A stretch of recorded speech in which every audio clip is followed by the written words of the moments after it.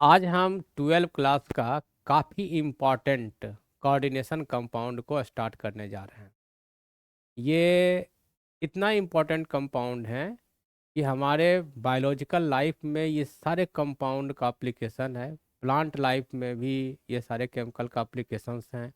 और basic concept जो chemistry की होती है, खासतौर पर क्लास 11th स्टैंडर्ड तक, उसमें हम एलिमेंट के बारे में जो जानते हैं उसके जस्ट रिवर्स बिहेवियर भी एलिमेंट इस चैप्टर में शो करते हैं, ये आपको पता चलेगा। जैसे आपको जान कर करके आश्चर्य होगी कि मेटल के बारे में आप जानते हो कि मेटल इलेक्ट्रॉन लूज करता है, लेकिन जब इस चैप्टर में आओगे तो पता चलेगा कि मेटल इलेक्ट्रॉन लूज नहीं बल्कि मेटल इलेक्ट्रॉन गेन भी करते हैं। और एक दो नहीं, मल्टीपल इलेक्ट्रॉन गेन करते हैं और मेटल इलेक्ट्रॉन लूज भी करते हैं।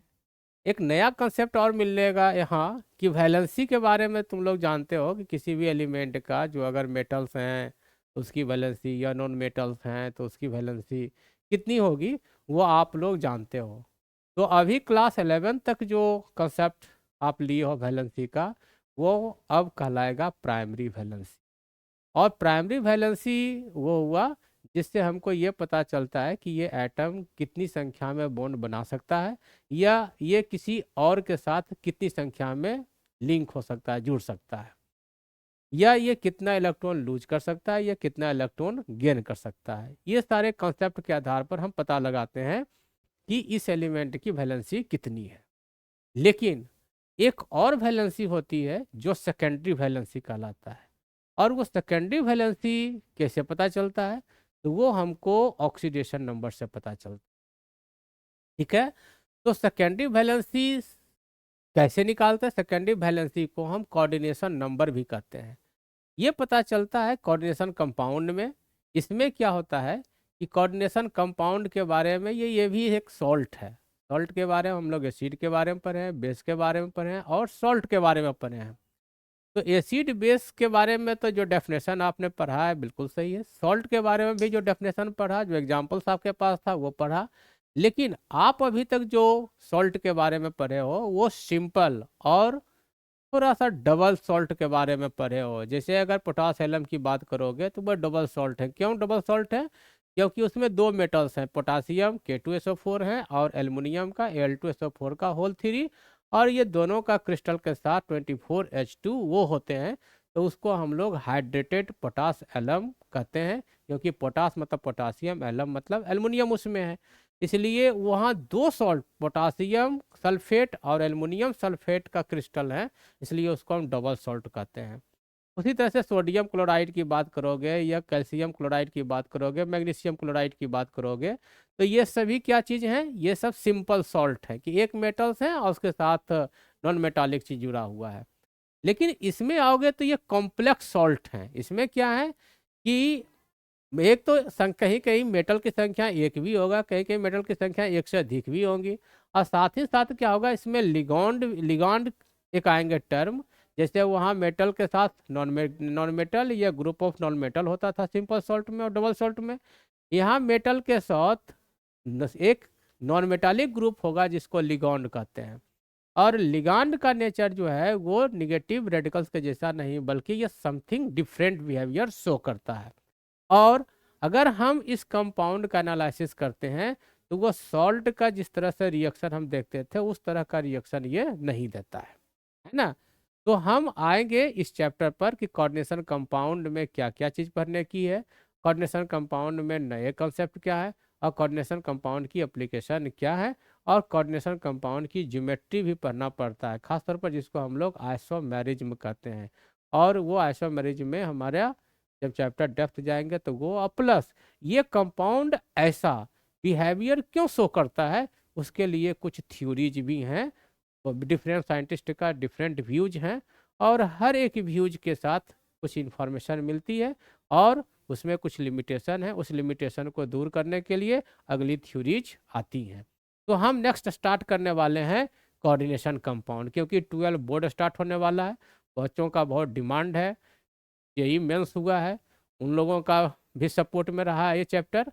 और 12 का तो जस्ट खास तौर पर ये तो 12 क्लास का सबसे लास्ट चैप्टर माना जाता है इनऑर्गेनिक केमिस्ट्री का।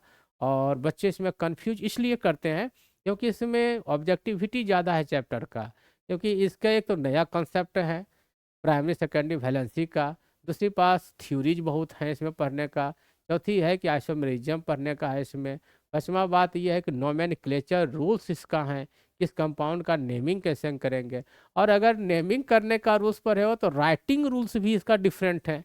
तो थोड़ा सा चैप्टर में प्रस्तावित पाठ्यिका का कंटेंट ज़्यादा है, पॉइंट ज़्यादा है, लेकिन बहुत सिंपल है। इतना सिंपल है कि जैसे जैसे ये चैप्टर प्रोग्रेस करेंगे वैसे वैसे आपको लगेगा कि अरे ये तो बहुत इजी है।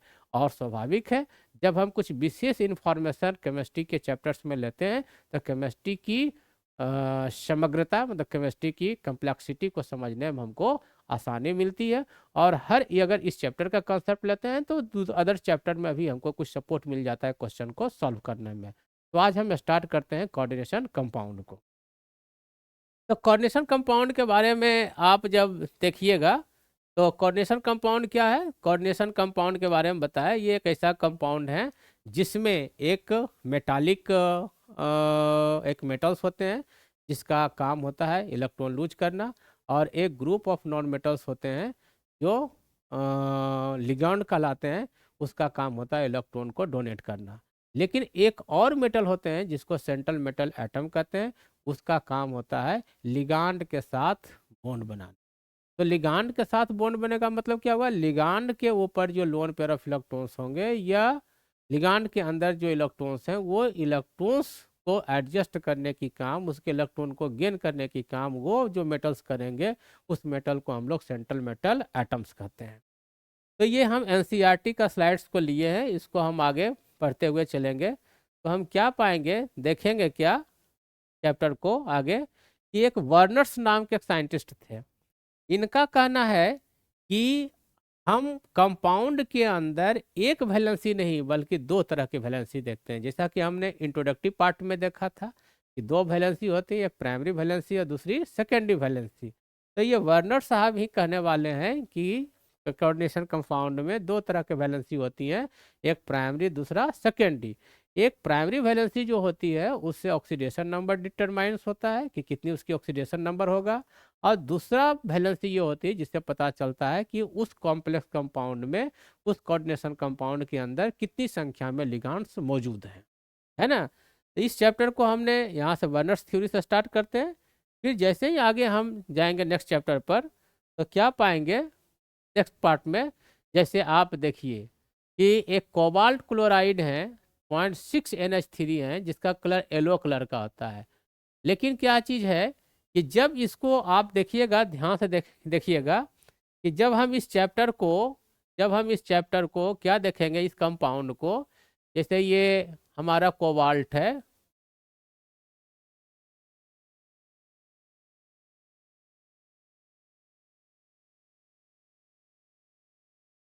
जब हम देखेंगे इसको तो ये हमारा कोबाल्ट है।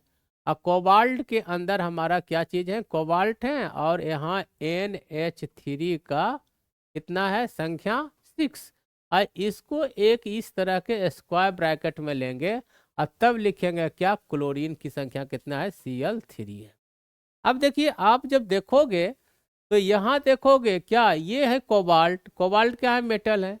तो ये कोऑर्डिनेशन स्फीयर के अंदर जो एलिमेंट्स मौजूद हैं इसकी कॉमन एंटाइटीज होगी। अगर आप इसके अंदर कोबाल्ट की प्रॉपर्टीज को सर्च करोगे तो कोबाल्ट अपना कोई स्पेशल प्रॉपर्टीज यहाँ एग्जिबिट नहीं करेंगे। उसी तरह से अगर आप अमोनिया की प्रॉपर्टीज को देखोगे तो ये कोई सेपरेट प्रॉपर्टीज शो नहीं करेंगे, ये कोबाल्ट और अमोनिया का एक कंबाइंड प्रॉपर्टीज एग्जिबिट होगी।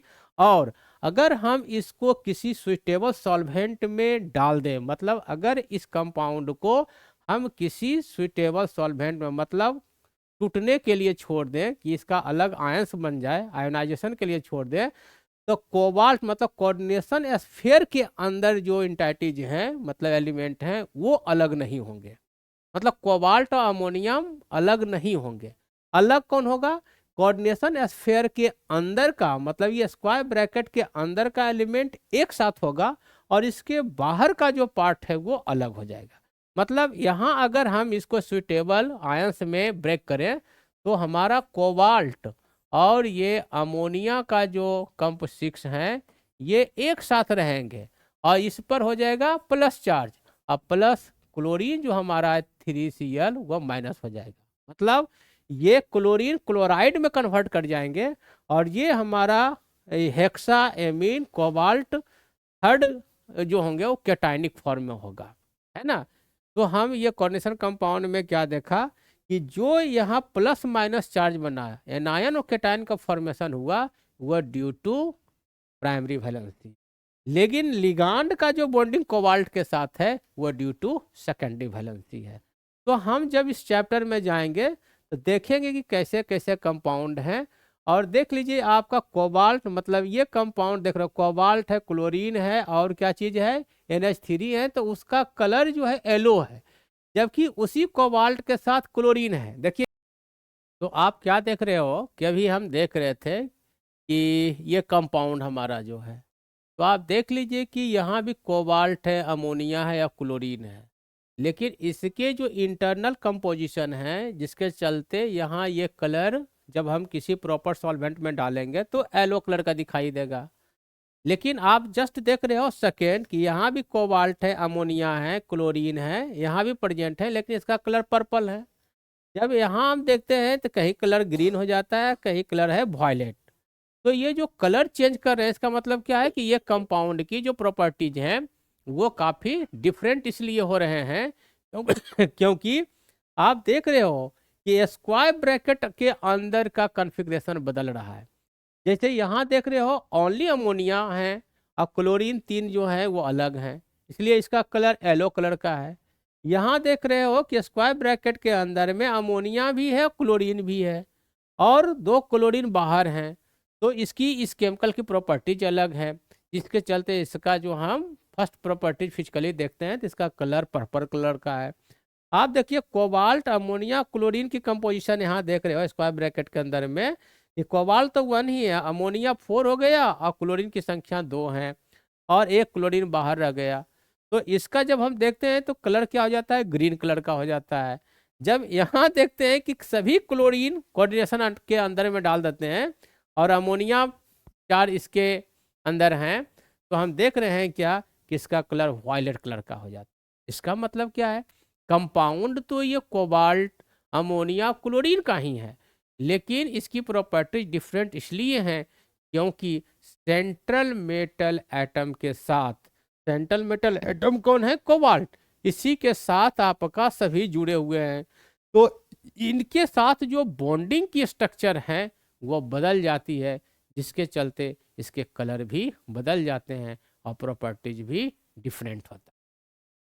तो ये सभी चीज हम देख रहे हैं, इससे पता चलता है कि हमारा क्या कि देखिए यहाँ हेक्सा एमिनो कोबाल्ट थर्ड जो है वो येलो कलर का है। क्यों? क्योंकि इसका जब हम सॉल्वेंट में डालते हैं तो ये स्फीयर का आयन इसके साथ अलग हो जाता है। जब हम इसमें करते हैं तो ये स्फीयर का आयन क्लोरीन से अलग होता है, लेकिन इस स्फीयर के अंदर में भी क्लोरीन की मौजूदगी है, इसलिए इसकी प्रॉपर्टी डिफरेंट होता है। यहाँ हम देखते हैं तो यहाँ एक नहीं 2 क्लोरीन कोऑर्डिनेशन स्फीयर के अंदर में है, इसलिए इसकी प्रॉपर्टीज डिफरेंट हैं। और यहाँ जितने भी क्लोरीन हैं वो सभी इसी के अंदर में है और ये क्या चीज़ है, इसके कोऑर्डिनेशन स्फीयर के ऊपर किसी तरह का चार्ज नहीं है। ये आपका जो कंपाउंड है कोबाल्ट अमोनियम क्लोरीन का, ये नॉन आयनाइजेबल्स हैं, यहाँ कोई आयंस नहीं बनते हैं, लेकिन सेंट्रल मेटल एटम का ऑक्सीडेशन नंबर दिखाई देता है। क्योंकि क्लोरीन जो निगेटिव हैं, इसका काम ही है निगेटिव रेडिकल्स, मतलब ये इलेक्ट्रॉन गेन करने वाले हैं, तो इसको इलेक्ट्रॉन 3 चाहिए। तो यहाँ इलेक्ट्रॉन कौन दे सकता है, जब भी देगा मेटल, तो मेटल इलेक्ट्रॉन्स दिया है कितना 3, तो ऑक्सीडेशन नंबर उसका 3 हो जाएंगे और क्लोरीन 3 इलेक्ट्रॉन गेन कर लिया। लेकिन अमोनिया क्या किया, अमोनिया तो इसको इलेक्ट्रॉन दिए नहीं है, तो अब इसको अमोनिया क्या करता है, जब हम ऑर्बिटल डायग्राम कोबाल्ट का देखेंगे तो हम देखेंगे इलेक्ट्रॉनिक्स कॉन्फ़िगरेशन लिखने के लिए सिखाएंगे ऑर्बिटल डायग्राम देखेंगे तो देखेंगे कि कोबाल्ट के अंदर डी ऑर्बिटल्स हैं और डी ऑर्बिटल्स के बहुत सारे ऑर्बिटल्स हमारा वैकेंट है, कुछ ही ऑर्बिटल्स के अंदर इलेक्ट्रॉन्स हैं। तो कोबाल्ट के 3D के अंदर जो वैकेंट ऑर्बिटल्स हैं उस वैकेंट ऑर्बिटल के अंदर ये ammonia lone pair of electron को एडजस्ट कर लेता है और उससे क्या होता है, बॉन्डिंग बनाता है। तो अमोनिया का जो bond formation due to lone pair and 3D orbitals के चलते होता है उसको हम लोग सेकेंडरी वैलेंसी, और उससे जो बॉन्ड बनता है उसको कोऑर्डिनेशन बॉन्ड कहते हैं। ठीक है। इस और हाँ, तो हम क्या देख रहे हैं कि यहाँ मतलब कोऑर्डिनेशन स्फीयर के अंदर मतलब स्क्वायर ब्रैकेट के अंदर में जो एलिमेंट्स हैं उस एलिमेंट्स में आगे हम आएंगे स्लाइड में किसको क्या कहते हैं। तो ये स्क्वायर ब्रैकेट के अंदर का जो चीज़ होते हैं उसको हम लोग कोऑर्डिनेशन स्फीयर बोलते हैं, कोऑर्डिनेशन स्फीयर बोलते हैं। और कोऑर्डिनेशन स्फीयर के अंदर जो फर्स्ट मेटल होते हैं उसको हम लोग सेंट्रल मेटल एटम बोलते हैं और उसके बाद जो इसके अंदर जो चीज़ होते हैं उसको हम लोग लिगैंड कहते हैं। कोऑर्डिनेशन स्फीयर के अंदर में जो सेंट्रल मेटल एटम होते हैं उसी सेंट्रल एटम के साथ ये सारे लिगांड्स जुड़े हुए होते हैं। और कोऑर्डिनेशन स्फीयर के बाहर जो एलिमेंट्स हैं उसको हम लोग अलग आयंस के रूप में रिप्रेजेंट करते हैं और जब इसको हम सुइटेबल सॉल्वेंट में डालते हैं तो ये प्लस माइनस के रूप में टूट जाता है और कोई केटायन और दूसरा एनायन बनता है। तो हम देख रहे हैं ये। फिर आगे जब हम आते हैं चैप्टर पर तो देखिए यहाँ है on the basis of the following observation made with aqueous solution assign secondary valencies to metal in the following compound. आप देखोगे कि जैसे PdCl2 डॉट 4NH3 है, जब इसकी कोऑर्डिनेशन कंपाउंड को बनाओगे, जब इसकी कोऑर्डिनेशन कंपाउंड को तुम बनाओगे तो देखोगे क्या कि खासतौर पर जब इसकी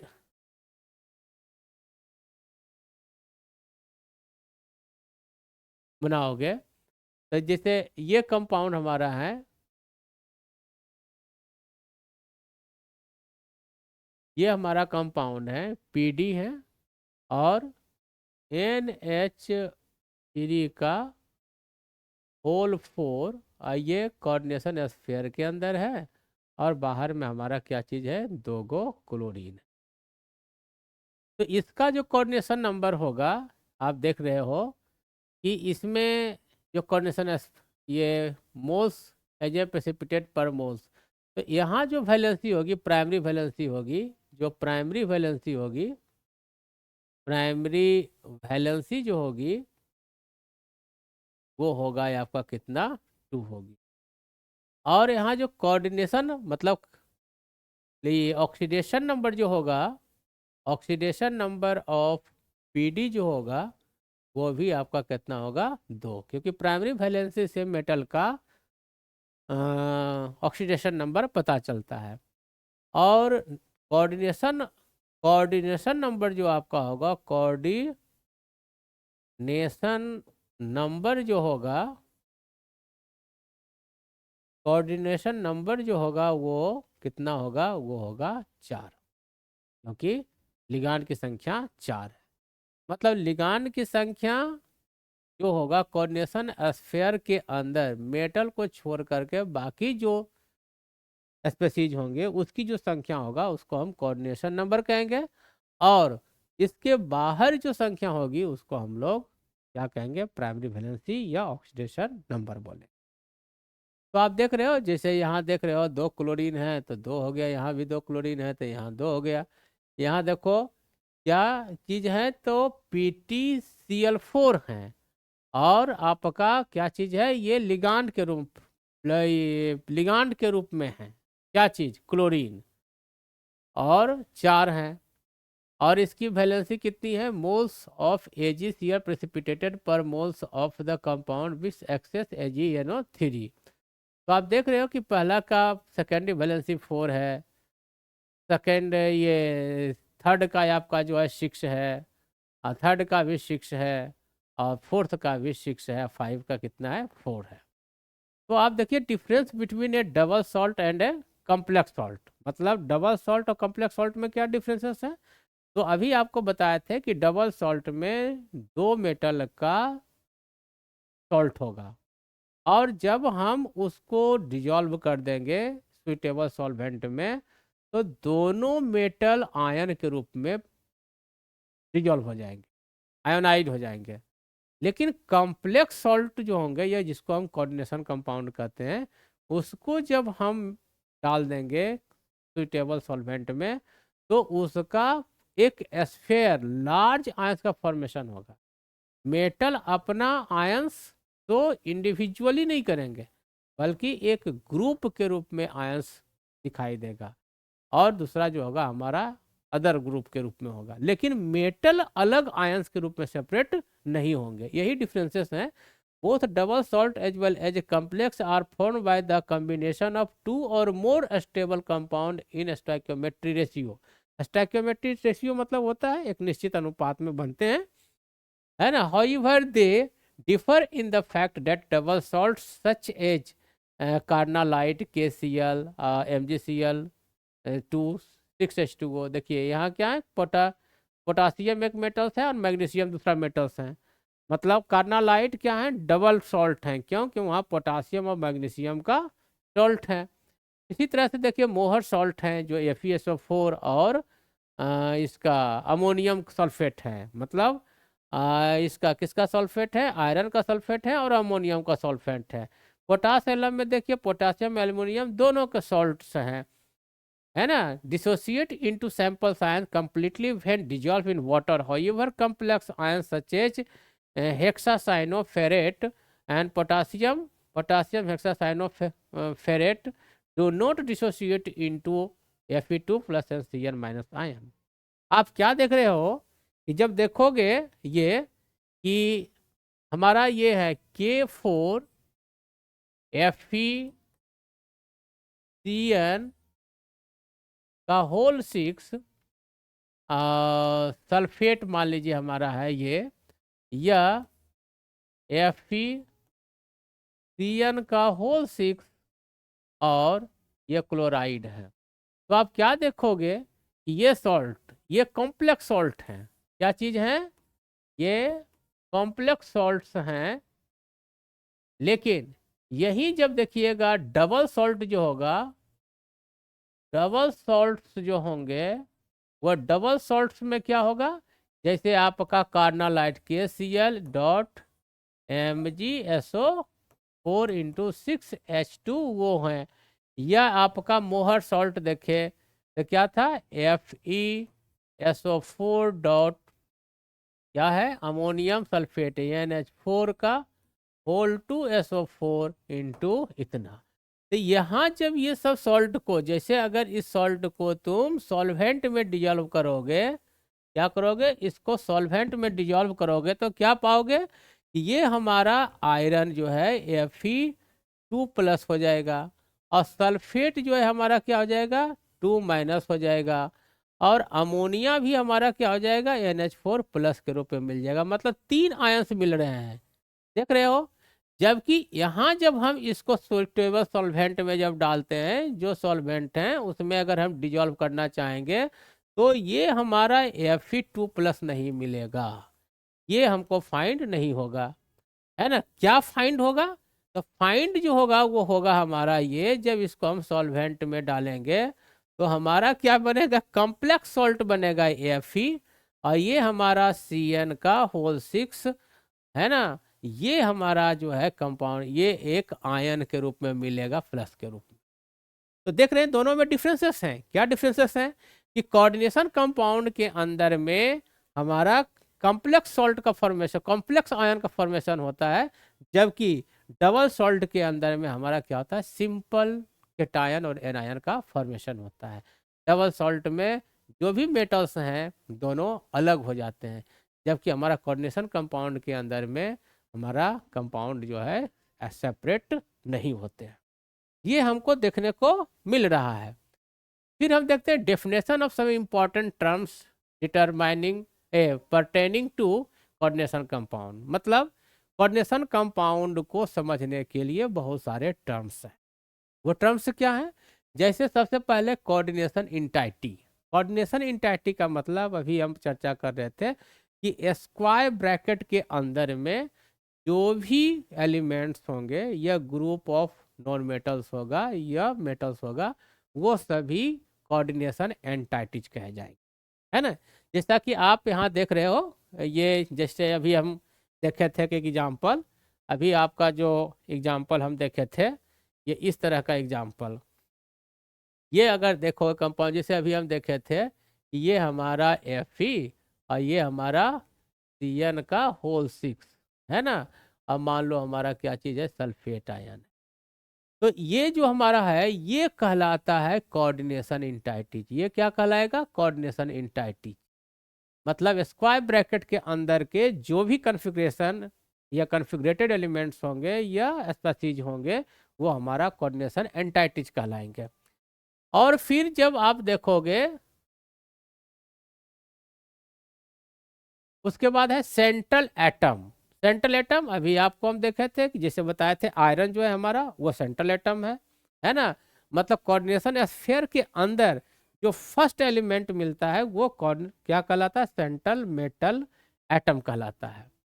फिर है लिगांड्स। लिगांड्स क्या है, लिगांड्स सिंगल एटम का भी होता है और ग्रुप ऑफ नॉन मेटल्स का भी हो सकता है। लेकिन वो एटम या group of non metals ligand के जैसा बिहेव्स करेगा जिसके अंदर कम से कम एक लोन पेयर ऑफ इलेक्ट्रॉन का होना आवश्यक है। मतलब क्लोरीन एक लिगेंड के जैसा बिहेव्स कर सकता है, क्यों, क्योंकि उसके ऊपर लोन पेयर ऑफ इलेक्ट्रॉन्स होते हैं। लोन पेयर ऑफ इलेक्ट्रॉन्स मतलब ये हमारा अगर क्लोरीन्स हैं, अगर लोन पेयर की बात करें तो क्या होता है लोन पेयर।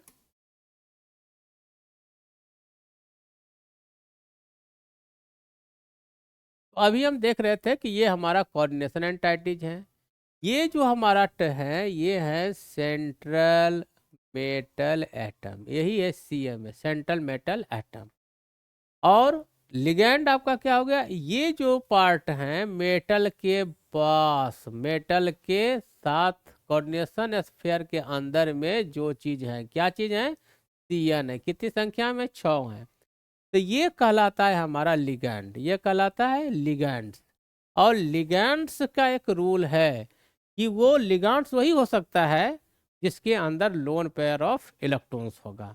तो हम देखते हैं कि CN में हमारा आपका जो नाइट्रोजन है इसके पास लोन पेयर ऑफ इलेक्ट्रॉन्स है, ये लिगैंड्स के रूप में बिहेव्स करते हैं। इसी तरह से ये नाइट्रोजन है, ये भी हमारा क्या करता है, लोन पेयर है, ये जुड़ सकता है। तो अगर कार्बन जुटेंगे तो साइनाइड कहलाएगा, अगर नाइट्रोजन जुड़ जाएंगे तो आइसोसाइनाइड लिगैंड के रूप में जाने जाएंगे। तो क्लियर हो गया कि हमारा लिगैंड्स क्या है। और लिगैंड्स बहुत तरह के होते हैं। जैसे अभी हमने बताया कि क्लोरीन एक लिगैंड है, तो वो सिंगल एटम का है। तो क्लोरीन आपका ये है, क्यों लिगैंड के जैसा बिहेव करता है कि इसके ऊपर लोन पेयर ऑफ इलेक्ट्रॉन्स होते हैं। तो ये lone pair of electrons donate कर सकता है, इसलिए ये कोऑर्डिनेशन के रूप में काम कर सकता है। जैसे आपका क्लोरीन हो गया, ब्रोमीन हो गया, आयोडीन हो गया, OH हो गया, है ना। ऑक्सीजन पर लोन पेयर ऑफ इलेक्ट्रॉन होता है। CN हो गया, लोन पेयर ऑफ इलेक्ट्रॉन के रूप में करता है। अमोनिया, उसके पास भी लोन पेयर ऑफ इलेक्ट्रॉन है, वो भी लिगैंड के रूप में यूज में आते हैं। लेकिन कुछ लिगैंड्स ऐसे हैं जिसमें एक एटम, लिगांड का सिंगल एटम, उसके अंदर में एटम की संख्या बहुत अधिक है, जैसे अमोनिया है। तो अमोनिया के अंदर नाइट्रोजन भी है और हाइड्रोजन है, लेकिन lone pair of electron nitrogen के पास है, इसलिए सेंट्रल मेटल एटम के साथ नाइट्रोजन का बॉन्डिंग होगा। मतलब सेंट्रल मेटल एटम के साथ नाइट्रोजन जुड़ सकता है, हाइड्रोजन नहीं जुड़ सकते हैं। क्यों नहीं, क्योंकि इसके पास लोन पेयर ऑफ इलेक्ट्रॉन नहीं है। इसी तरह से अगर हम बात करें जैसे सल्फेट आयन, तो सल्फेट आयन में हमारा lone pair of electron sulphate के पास भी है और ऑक्सीजन के पास है, तो वो दोनों जुड़ सकता है। उसी तरह से ऑक्जिलेट आयन की बात करें तो ऑक्जिलेट आयन जैसे देखोगे, ऑक्जिलेट आयन में हमारा ये होता है, ये है हमारा ऑक्जिलेट आयन।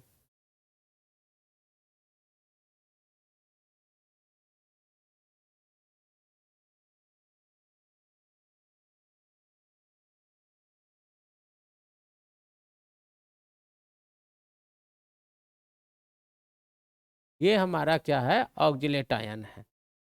तो देखोगे क्या ये ऑक्जिलेट आयन में, ये जो हमारा ऑक्जिलेट आयन है CO और ये CO-, तो इसके पास लोन पेयर ऑफ इलेक्ट्रॉन्स होते हैं। ये लोन पेयर ऑफ इलेक्ट्रॉन से सेंट्रल मेटल एटम जो होगा वो जुड़ सकता है। कैसे जुड़ेगा? ये यहाँ ये ऑक्सीजन भी इसके साथ बॉन्डिंग बना सकता है और ये ऑक्सीजन भी इसके साथ बॉन्डिंग बना सकता है। तो लिगैंड की संख्या तो सिंगल है, ऑक्जिलेट आयन तो एक है, लेकिन एक ही ऑक्जिलेट आयन का दो एटम जो है एट ए टाइम दो कोऑर्डिनेशन बॉन्ड बना करके सेंट्रल मेटल एटम के साथ लिंक होते हैं। इसलिए इसकी कोऑर्डिनेशन नंबर जो होगा वो 2। अगर किसी कोऑर्डिनेशन कंपाउंड के अंदर में लिगांड की संख्या, लिगांड ऑक्जिलेट की संख्या 2 है, तो कोऑर्डिनेशन नंबर 2 नहीं बल्कि 4 हो जाएगा। अगर 3 ऑक्जिलेट आयन है उसके अंदर तो कोऑर्डिनेशन नंबर कितना हो जाएगा? 6 हो जाएंगे। क्यों? क्योंकि एक ऑक्जिलेट आयन के दो एटम बॉन्ड बनाते हैं। तो एक ऑक्जिलेट आयन है लेकिन सेंट्रल मेटल एटम के साथ डबल बॉन्ड का फॉर्मेशन होता है, इसलिए लिगांड की संख्या उसका डबल हो जाएगा। तो जितने ऑक्जिलेट आयन होंगे उसकी डबल आपका क्या हो जाएगी? उसकी ये आपका हो जाएगा कोऑर्डिनेशन नंबर। इसी तरीके से अगर आप देखोगे तो बहुत सारा आपका लिगांड ऐसा होगा जिसको देखने से पता चलेगा कि लिगांड की संख्या तो एक है। जैसे EDTA एक नाम है, EDTA, ethylene diamine tetra acetate ion. अब देखिएगा क्या चीज है, ये है इथिलीन डबल बॉन्ड, है ना, एथिलीन डायमीन, इससे क्या है 2 एमिल जुड़ा हुआ है ना, दोनों से ethylene diamine tetra acetate ion, ethylene diamine tetra, गलती कर दी है, 1 मिनट।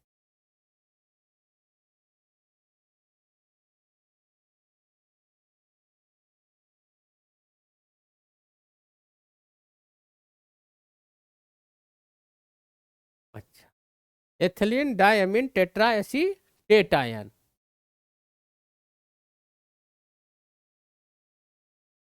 ये कार्बन सिंगल बॉन्ड कार्बन इससे ये जुड़े हुए हैं, इससे आपका क्या चीज जुड़ा हुआ होगा? एसीटेट आयन, जैसे CH2C डबल, ये O-, sorry, CH2C double O-, इससे भी CH2C डबल O-, इसमें भी CH2C डबल O-। इसी तरह से ये भी आपका NiS CH2C डबल O-, और यहाँ भी CH2C डबल O-, इससे भी CH2C डबल O-, ऐसे जुड़ेंगे। तो आप क्या देखोगे कि इथिलीन मतलब दो, इथ का मतलब हुआ कंपाउंड के अंदर में कितने कार्बन हैं? 2। तो 2 कार्बन तो है, और टेट्रा एसीटेट आयन है, एसीटेट आयन की संख्या देखो कितनी है? 4 जुड़ा हुआ है।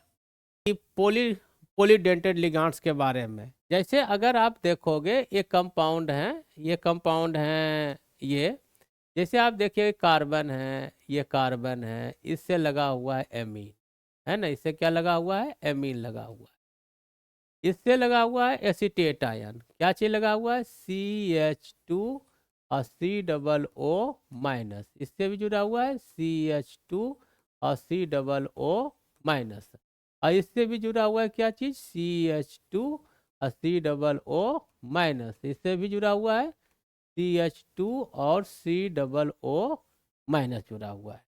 ठीक है, तो ये है इथिलीन डायमीन, ये हमारा CH2 और ये हमारा CH2। इथिलीन है, इसका नाम है इथाइलिन, और 2 एमीन है, देखिए NN2 है तो हो गया डायमीन। डायमीन एसीटेट आयन की संख्या देखिए 1 2 3 और ये 4 है, 4 है तो 4 के लिए हम लिखते हैं tetra prefix, tetra. Acetate ion है तो लिख दिया एसीटेट आयन। तो नाम इसको अगर हम सिंबॉलिक प्रेजेंटेशन दे ली इसका, तो ई का मतलब हो गया ई, और डाई का मतलब हुआ डी, और टेट्रा का मतलब टी, ए का मतलब एसीटेट, EDTA कहलाता है। तो EDTA एक लिगांड्स है, सिंगल लिगांड है, लेकिन इसकी कोऑर्डिनेशन नंबर मतलब एक लिगांड जो है सेंट्रल मेटल एटम के साथ 4 बॉन्ड के साथ जुड़ेंगे। कौन जुड़ेंगे? देखो ये भी सेंट्रल, अगर कोई सेंट्रल मेटल में ये भी बॉन्ड बनाएंगे, ये भी ऑक्सीजन बॉन्ड बनाएगा, ये भी ऑक्सीजन बॉन्ड बनाएगा और ये भी ऑक्सीजन बॉन्ड बनाएगा। तो एक मॉलिक्यूल का 4 एटम सेंट्रल मेटल एटम से जुड़ा हुआ होगा। तो मॉलिक्यूल की संख्या सिंगल है लेकिन 4 एटम जुड़ रहे हैं, इसलिए इसको हम टेट्राडेंटेड लिगांड कर सकते हैं। डेंटिंग का मतलब होता है to link with central metal atom. तो यहाँ हमारा क्या देख रहे हैं कि लिगांड ऐसे भी होते हैं जो सिंगल एटम है, एक ही बॉन्ड बनाते हैं सेंट्रल मेटल एटम के साथ। कुछ लिगांड ऐसे भी हैं जो मॉलिक्यूल तो वन है लेकिन उसका 2 एटम सेंट्रल मेटल एटम के साथ बॉन्ड बनाते हैं, तो वो बाइडेंटेड हो गया। और 3 एटम अगर एक मॉलिक्यूल है उसका 3 एटम सेंट्रल मेटल एटम के साथ बॉन्डिंग करता है, तो उसको हम लोग क्या कहते हैं? ट्राइडेंटेड। सिमिलरली अगर मॉलिक्यूल की संख्या मतलब लिगांड की संख्या सिंपल है लेकिन उसके बहुत सारे एटम सेंट्रल मेटल एटम के साथ बॉन्ड बनाते हैं, उसको पॉलीडेंटेड लिगांड्स कहते हैं। और स्वाभाविक है कि मॉलिक्यूल सिंगल लेकिन एक नेट ऑफ बॉन्ड बना लेगा सेंट्रल मेटल एटम के अराउंड, तो उससे जो स्ट्रक्चर बनता है वो एक चिल्लेट कहलाता है।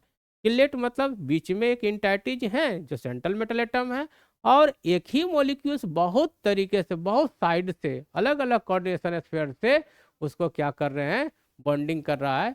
इसलिए ऐसे मॉलिक्यूल के स्ट्रक्चर को हम लोग चिलेट भी कहते हैं। तो आगे जो हम देखेंगे, जो हम चैप्टर जो हमारा था खास तौर पर ये सेंट्रल मेटल एटम के साथ हम पढ़ रहे थे, लिगांड हमारा पता चला। और लिगांड जब हम पढ़ लिए तो देख रहे हैं कि ये हमारा टर्म सब हैं, ये सब हमारा कोऑर्डिनेशन नंबर वही number of bonds form with central metal atom. मतलब सेंट्रल मेटल एटम के साथ जो लिगांड है वो कितना बॉन्ड का फॉर्मेशन कर रहा है, कितनी संख्या है बॉन्डिंग का, जिसको हम लोग सेकेंडरी बॉन्ड भी कहते हैं या सेकेंडरी वैलेंसी कहते हैं, उसकी जो संख्या होगी उसकी कोऑर्डिनेशन नंबर कहते हैं। जैसे अभी हमने एग्जाम्पल को देखा, खास तौर पर ये कि मान लीजिए हमारा ये है,